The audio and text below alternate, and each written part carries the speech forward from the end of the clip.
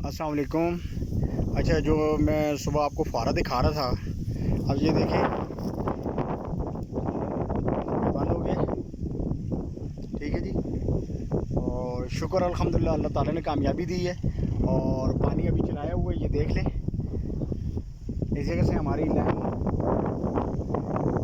गुजर रही है और ये लाइन हमने बड़ी ईद पे ठीक की थी। बड़ी ईद के बाद आज फिर यहाँ से लीकेज हुई है और साल के लगभग होने वाला है। बहुत बहुत शुक्रिया लैन तुम्हारा, तूने हमारा इतना साथ दिया है। अल्लाह ताला मुझे कंटिन्यू खुश रखे, आमीन।